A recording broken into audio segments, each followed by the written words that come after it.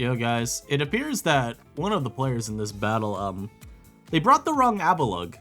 Now, if you were watching the channel about 2 years ago, I mean, a little bit less than 2 years ago, you'll remember NU got Hisuian Avalugg at a drop, at a point, and I said, wow, this shit's so ass.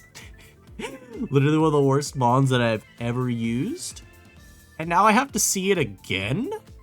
Bro, go play PU. You already got an Arcanine.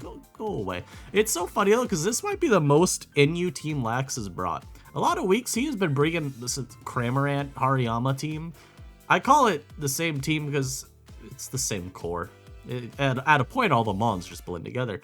And most of the mons are, I think, actually were PU. Now he's got a team with, what is that? That is 4 NU mons. He is evolving. He is truly unlocking his max power. Very worrying. Like and subscribe. Please subscribe. I want to hit 10k subs. I know we can do it before the end of the year, but like, let's hit it before December. Because then I get to say, hey, yo, we could hit 1 million subs by the end of the year. You know? That'd be really cool. So, Eternal Ocean versus Lax. Both have had really strong tournaments. I think Lax has literally lost 1 game, and it was to Elias Sai, who is the current NU circuit champion. So, you know, not really the worst loss to have. Eternal Ocean had a insanely strong start to the tournament. I feel like he's dropped a few more games than you'd really like for him to as of late, but I also feel like he was coming into this game like 5-1 or 4-2, which is still, you know, really solid. And as you can see too from preview, both players loaded up HO, because why wouldn't you? HO is, it's not even a Titan HO, by the way, on either side. And Titan was still, of course, legal for these games. I think all our games that we're showing today are from this week. Maybe this one was last week, but no, this was this week. I was trying to remember, I think this is the game from last week. Every other game is from this week at NUCL. And this is a very funny game for many reasons. One of them being how this lead goes. You just watch Shengineer get bitched. Then Mon goes for knockoff, nice 16, Mountain Guild.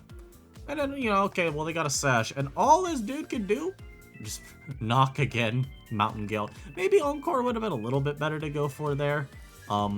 Just because then you force it to lock in. But since you know you're going Tauros afterwards, it's like, who cares if it's locked into Mountain Guild? What's it going to do versus Tauros that you really care about? But it's very funny. This is why I run Endeavor, because you know what? You could have brought that boy down to 1 HP, and then you wouldn't have to think about it the rest of the game. Anyhow, Tauros, of course, yums a flip turn. That kind of matchup part is always pretty pointless, because the Basque Legion's never doing anything. I do think bulk up is a very big waste of a turn, though. They're always going to switch, so it's whatever. This turn kind of sucks. Losing Flagon for nothing is terrible. He does get Diancie, and from here we actually do see why Diancie is like A+ worthy right now, by the way. Maybe not A+, but I would definitely put it in like A on the viability ranking. And Diancie in general, pre-Titan and post-Titan band, it's one of the best HO mods. Why? Well, 1, HO can easily overwhelm steals for it. 2, the mirror matchup. So Diancie's gonna Meteor Beam this Basque Legion and crit it in one shot. The crit, it might have mattered. There's a damage roll to KO, but it's like a 25% chance. So it was pretty favorable to for Lax's Legion to live that hit. Kind of sucks that it didn't for him, but it is what it is. The Diancie now is going to have its Trick Room turn stalled out by the Calm Minding Screamtail. That is literally the only reason he spammed Calm Mind there, just to make sure maximum turns are wasted. And then we see this Terra. I don't think this was right. So EQ never killed you anyway. They would have had to Terra Ground if they wanted, and I'm gonna be real, it's probably just Terra Ghost if anything, or no Terra because you're not Terraing the Lug, right? So wasting the Terra like this is a problem because now, and we've seen this happen in other games before too, the Arcanine's gonna be able to come out and just kill you with E-Speed. Without Terraing, this play is not an option. It probably two-shots you still for what it's worth. And Earth Power after the Terra Normal isn't going to kill. Now you could argue, well, there's still some 50-50s going on, right? Yeah, there are. You don't know if the Arcanine's gonna Terra Normal immediately, so maybe you Earth Power as they do, and you do less damage than had you just Moonblasted. I think they kind of are forced to Terra Normal, just they would do enough to two-shot you, but, you know, I digress. The early Fairy was definitely not needed, though. Also, because I'm not too sure this would necessarily be EQ. Mountain Gale, Spin, Stealth Rock, and then Filler. It could be a rock move, it could be EQ, it could be Crunch even if you want to hit Bronzong, I guess. There's a lot of moves it could have been, but I think you definitely just save your Terra, because at worst, you just trade your Diancie for the Lug, but you keep your Terra. And then you come into this sequence here even, where your own Arcanine could still Terra, and I just think that puts you in a much better spot for the rest of the game. Maybe you end up tearing your Arcanine, and it lets you win the game, for example. You never know. I'm gonna just skip some turns, though. Here we actually see Eternal Ocean pull the trigger very well on the Flare Blitzes. Lets him win this trade versus the opposing Arc, and this is actually where that misplay cost him the whole game.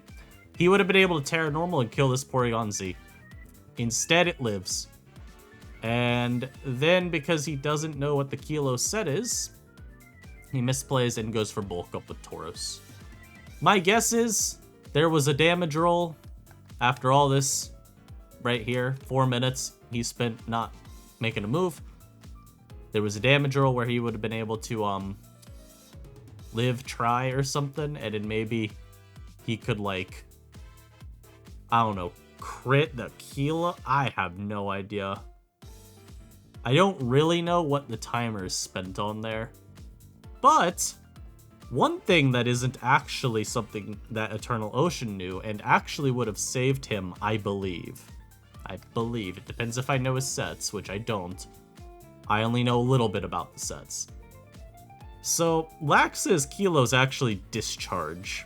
It's not Thunderbolt. Thunderbolt, I don't think was a guaranteed OHKO anyway if it was Thunderbolt Kilo, but it's favorable. Discharge Kilo never kills Hisui Braviary from full. So, what would have ended up being the right play at the end probably was just Jet. I think you would have still needed to... Actually, no. I'm looking at HP way too high. It kills from here. If you Jet and then Jet Kilo into Braviary, Braviary lives the Discharge. You don't get full parrot, of course. You pray. And then if it's Esper Wing, by the way. You saw Calm Mind. It's Esper Wing. Esper Wing, then, with Jet, there's a pretty good shot that combo would have killed Kilo. Alternatively to all this, one other thing that I question is, why didn't he go Tauros here? Like, I don't think you lose anything by just going into your Tauros instead of Arcanine and just CCing. Now, maybe the concern is if you go Tauros and you do the CC thing. Like, regardless, you're coming out of this with a kill. I think everyone can tell. CC would, at worst, two-shot Arcanine. I don't know if it lives, but you're gonna two-shot Arcanine. And I do not believe that E-Speed kills you even after the defense drop and if they curse. No, it will not. I refuse. This is you're also dropping another Intimidate on it, so yeah, no. Well, no, it's the Intimidate from the Arcanine. I'm silly. But no, it would essentially only be them at +1, so god, it wouldn't even come close. And Tauros would kill this with CC. If they go Kilo, you're actually just faster anyway, because Trick Room would be up for one more turn. So like if they go Kilo on this turn, yeah. Because you had 2 turns here on the curse. It's turn 17. Kilo would have just lived to CC. You kill it with Raging Bull or Wave Crash or whatever. And from there, there's literally nothing they can do. Like, you're getting a kill pretty much guaranteed. The only thing that maybe could have been done is, go Kilo on CC, go back on Wave Crash. But I don't think that actually saves you at all long term. I think you're still, messed up. Kilo would take too much damage from the, 2 CCs to survive Aqua Jet. So, yeah. I'm kind of struggling to see how Tauros here wasn't also just a better play. Maybe he was scared of this being, like, mono E-Speed with Wisp?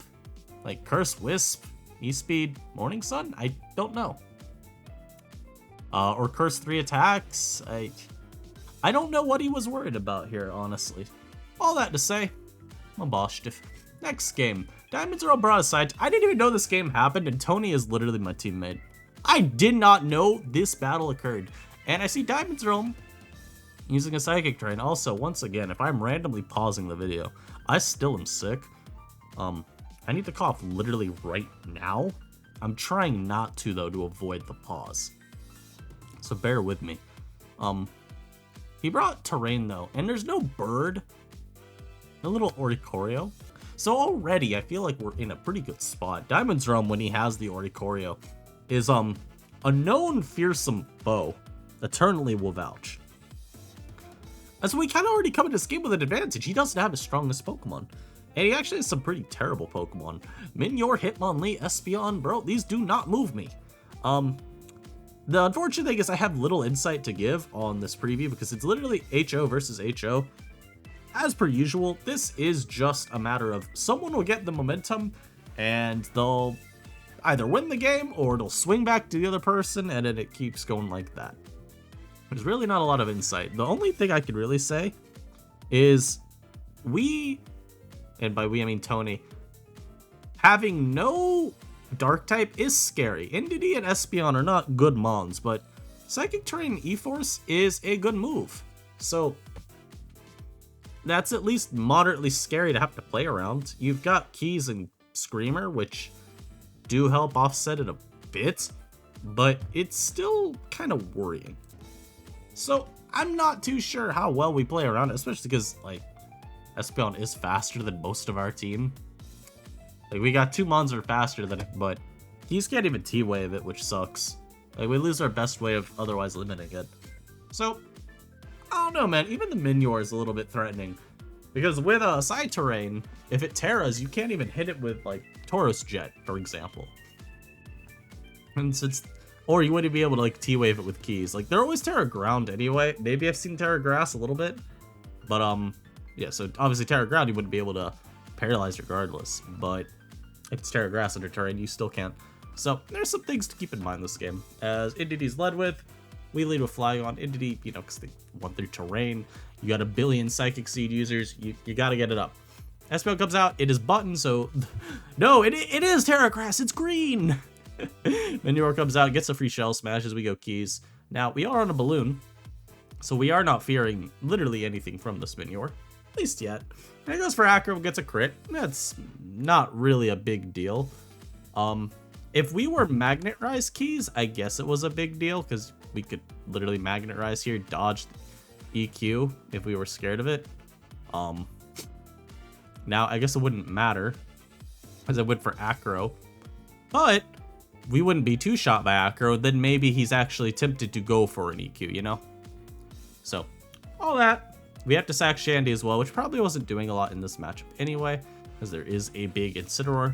Now we have to go Scream Tail, because it's like the only thing on our team bulky enough to live the hit. After an Intimidate from our Tauros, we get a KO. Now, unfortunately, Scream dies, to a Shitmonlee no less, which is so sad. But, because Diamonds went to such a terrible Pokemon, it actually gives us some free setup with Tauros. And we got to get nice and bulky. You know, we're hitting the weights at the gym. It's leg day, of course. We're getting them big, meaty quads. And we just beat the shit out of his loser with Raging Bull. Get obliterated, noob. And then Indeedee comes out here, and this was very funny because they have to switch immediately. Tony the Tiger is thrown out. And instead of attacking, not that it would do a lot of damage or anything, but instead of throwing off a move as we bulk up, they bulk up too. So he's trying to go to the weight. He's trying to basically weightlift competition us just in the middle of the gym. Walks up. He's like, dude, I can lift more than you. He's like, all right, bro. You can't just bull. Unfortunately, we had Terra Steel and die. I was like, damn, bro, we really died. Yeah, it wasn't even close to living. It does like 68 minimum or something. Like, okay, man, calm down. Chinchino thankfully lives this Gug Shot, and it actually lands Tail Slap as well. Had it missed, this game might have been very Jover. I think technically it wasn't, because it's not going to be able to one-shot Flygon, but I certainly would have been a lot more scared. And then thankfully, Let's Go Gambling does not work. We get the 69% chance to KO. Very nice. And we win the game. Very well done. Very well done. I love to not have to pause every 5 seconds, but you know what? It is what it is. Acid v OBB. And I'm pretty sure OBB's team is one that I have seen before. It is like months old, crusty ass nonsense. but it is one I've seen before. Acid, meanwhile, is a Breloom, so I'm immediately rooting against him because anything to basically bring Breloom down in relevancy, you know? I think this mon is like genuinely one of the worst Pokemon ever to be added to NU, because it is ass, except when I face it. So that sucks. From lead, definitely OBB looks to have a very good matchup with his Chandelure. Like, this is the most telegraphed, especially defensive pert of all time. Shandy, of course, can pressure it if you're Energy Ball. It's not at all. It's Sub-CM this game. But in a normal world where you're not Sub-CM Shandy, you could pressure it with Energy Ball. Then just can't switch it ever again. You would two-shot it with a E-Ball and a Shadow Ball. But even in general, it's like, imagine it's a Spec Shandy for a second, right? What is switching into your Spec Shadow Ball? This comes in like once, and if you really felt like it, you could Terra Grass on it, Shadow Ball it again, and then, okay, nothing matters anymore. You become marginally weaker into Breloom. That's pretty much it. I guess weaker into Avalugg too, but it's not really that big a deal, especially since a lot of your entry points would probably be off of a Flygon U-turn. So, it's a pretty hard matchup. Definitely not an unplayable one. You have at least one mon to outrun this Chandelier. You've got potential T-Wave from Keys, and again, you have a Spidef Pert, which could just, you know, like Terra whatever, and still check Shandy. But pre-Terra, I mean, this mon just looks devastating, and I don't really know how you're supposed to play into it. So Flygon lead, and a Pert. This is a free U-turn. And getting chip on Pert early is like super good for Chandelure, especially now too, because Acid allows for some Scalds to go off too. And it's just putting Pert lower and lower, you're risking the burn. It's just not a good time if you're Acid. So very nice for OBB early on. He even gets some pressure on the Keys, which admittedly less important. You have Lord Agent Quilliam to just come out and literally do whatever it wants. You don't really care about Lug too much, because you're just using that as a free, like, opportunity to poison it. Once Lug is poisoned, Overcool will just beat it later on. You could SD up, as you see it's sub-SD, and you just two-shot it with Gunk. Now, this turn I did find very insulting. Why is Flip Turn breaking sub, man? Why is it doing that? Very nice read, though, here from OBB to catch the Fire Blast. Very unfortunate, though, after the sub here, he just misses Fire Blast on this Pert. Would have done a good amount, of course. Instead, though, misses at Terra Dragon, so you gotta switch now into the Vaporeon. And this is kind of for you. Now you're giving it a bit of a favorable sequence, because it gets the switch to Loom. Fortunately, Loom is banded, so at the very least, after you teched, you now know Kilo can try and switch in, and as long as they don't get 4 hits, you're chill. I will admit, Banded Breloom does look incredibly enticing when I see 2 hits do well over half. Like, my god, dude. It's damn near in range of Mach already. It might be in range of Mach. I don't know.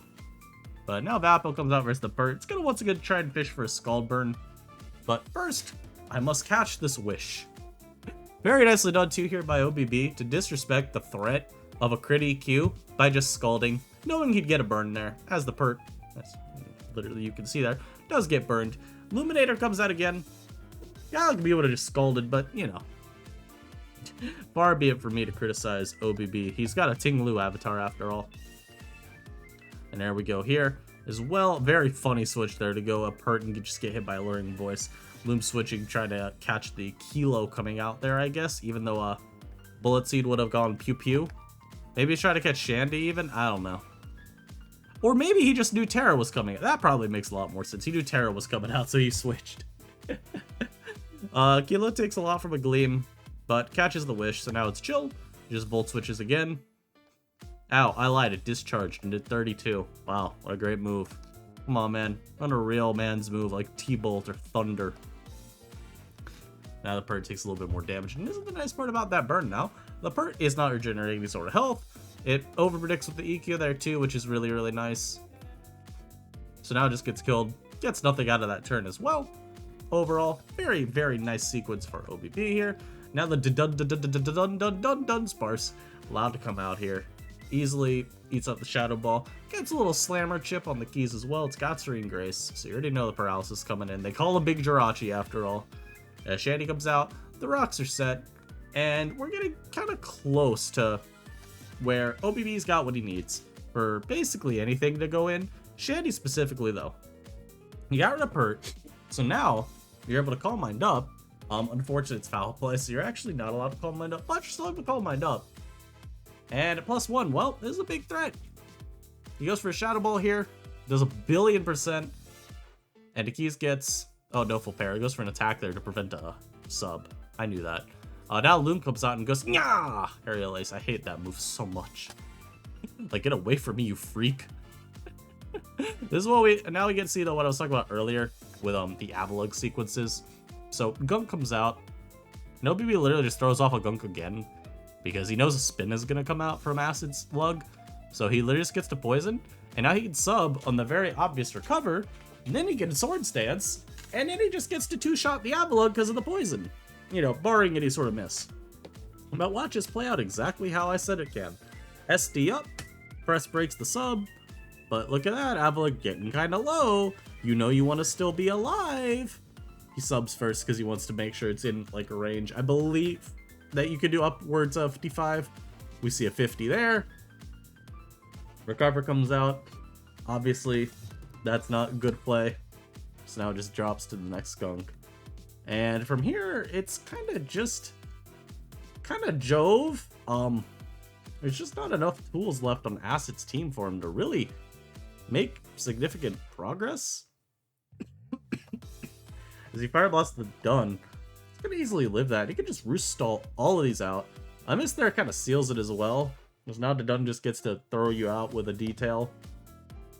Force you into either of these two goblins. Neither of which you really care about too much at this point. Breloom is like marginally annoying still, but it's not gonna be winning the game. Just because even with Mach being a move, it's just not enough. And you kind of just see too many turns at this point to Gone. So Loom forced out. Gone gets to Outrage. Loom comes back in. Outrage Obliterate. And the game has been won by Senior OranBerryBlissey. But of course, I saved the best game for last. Mr. Near, the Shengineer versus Ren-chon. Now, a very unfortunate occurrence has happened. When he was showing me this team, I kind of told him, hey, Chandelure looks like it beats the shit out of you. You may ask, Rabia, how? There's a Porygon too. Yeah? Okay. I'm glad you get to go Porygon 2 every time. Otherwise, you're getting melted. Florges is not checking Spec Shandy. I'm sorry. So you're going to go P2. I'm going to trick you and then have fun. Now you might say, and this is what Shijin said, well, I got Terra Water Florges after that, and it should check Shandy. Yep, you are correct. The problem is in this game, there's a Monkey Dory as well. Monkey Dory looks phenomenal here. There's really not any check on Shijin's team that is super durable. It's basically just his own monkey.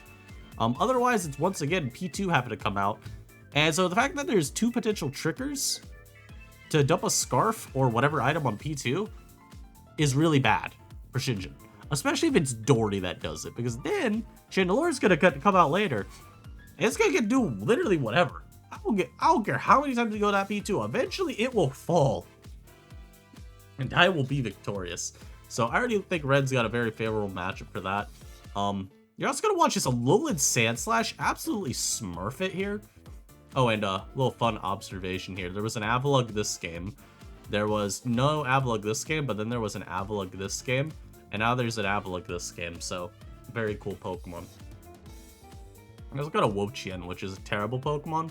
But it does fit on this team. For Shinjin, I'm going to be real. A lot of it comes down to sets. I know the team, so I know a lot of the sets. They're not really what you would call ideal for this matchup. One thing I do like about his team for this matchup is still Dory could potentially get a trick onto the Sandslash, and that does help open up a lot for Florges, especially once it Terras.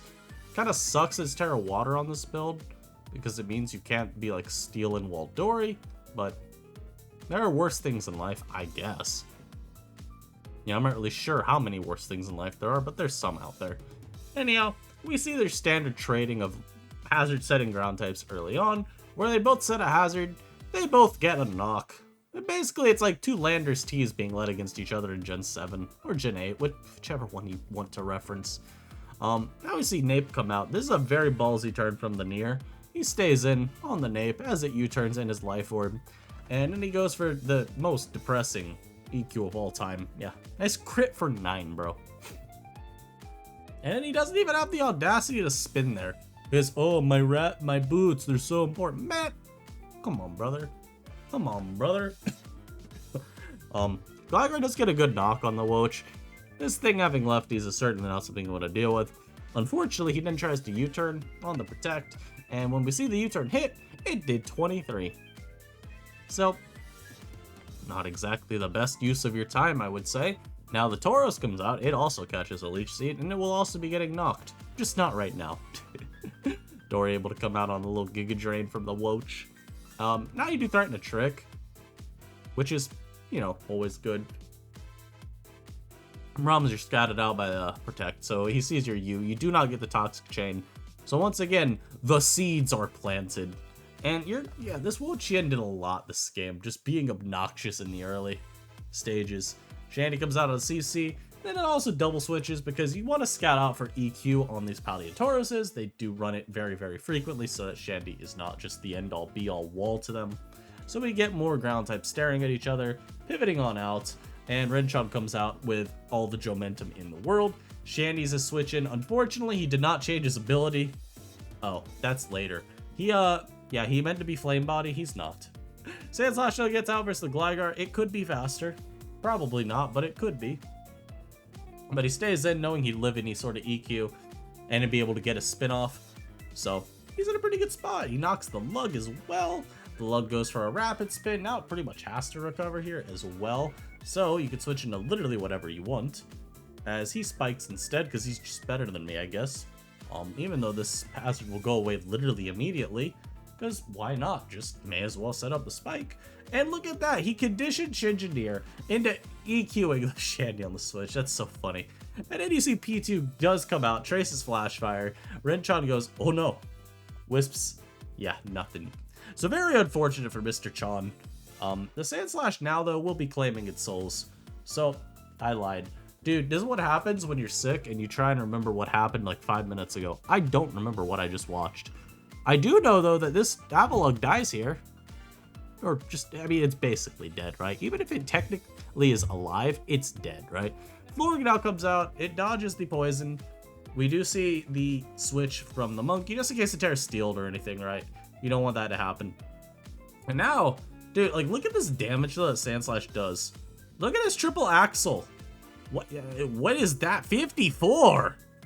50 freaking 4, man! And the lack of Terra here makes me wonder if he changed it from water to something else. Because I feel like you might have wanted to go for a game there and just Terra water and didn't win. Because as we see with the big Woach, like maybe you're not in a good spot if it knock leeches you and Terra poisons itself. But I don't know, man. I mean, I do know. You know why I didn't Terra? Because he's still got a Monkey, a Shandy, a Terra-ing Woach, and technically this as well, and a faster Infernape. It would not go well. The Nape would Life Orb CC you and you die. All that to say, yeah, why does Alolan Sandslash put in this much work? Like, why is it doing so much, man? Eats a Shadow Ball up like an absolute champion. The P2 switches to Gligar just so it can die after a spike is set. And now you can go for the spin kill too. He switches to Pert, I guess not wanting to take any chip, which makes sense. Having him on to blink the P2 is helpful, even if I don't think P2 is, you know, winning the game. Pert kills. Monkey comes out, because if they go P2, you don't care. And you're happy to force chip on the opposing Monkey too. Now Pert can get sacked, because this mon is doing nothing. You see Psychic Lock, so Sandslash comes out here. Now you can just spin. You can even knock here. It would be fine, either move, really. He opts for a spin, so he gets rid of the hazards and gets to kill the Monkey Dory afterwards. If the Tauros had come out, I mean, you're still getting, like, what is it, like 30 to 35% of its HP. So, you're happy with that. Now the P2 comes out, and you can just get rid of its Eviolite now, and it will make it, like, super, super trivial for Lord Infernapingtons to pick off later. It recovers, but it just won't be enough. Especially because, once again, Triple Axle just doing some 42, man. Like, what is happening? Why are you so strong? Chill. He goes back to Shandy there, by the way. He knows he's he knows this is Flash Fire Tracer, but he didn't get to trace anything. Very funny though, this worked how it did. Oh my god, it was a Jetpack Chandelure too. I didn't even see that when I first watched this. That is insane. And now this has to go for a Terra finally. It Terra Ghosts. U-turn is always fine though, and now you just get to go into Chandelure here. Because you know Recover has to be clicked, and if it's not clicked, Nape would come back out, or Dory would. Now, Porygon 2 has fallen. So I thought this was a very funny slate of games. We got a nice little bit of diversity as well. We had 2 HO mirrors. Then we had 2 balance mirrors to end it all. Shows kind of the diverse landscape at NU. Even if I'm not like a huge balance fan, I mean, it still sees a lot of play in tournaments, so do with that as you will. I think it sucks in this meta, but do with that as you will. People still find ways to build it and not feel like their matchup against offense is literally dead in the water. And that makes me happy, because I think a tier is always best when balance is at least viable. It doesn't have to be the best archetype, because, I mean, that's just kind of, I feel like that leads to really lazy tiering, where you're like, oh yeah, we're chasing for balance to be the best, instead of acknowledging there are sometimes just metas where, you know, fat is the best, or offense is the best, and there's still healthy metas. But I hope all y'all enjoyed. I'm gonna try to get better. I promise. I'm trying. It's just hard. I'll catch y'all next time, though. Peace.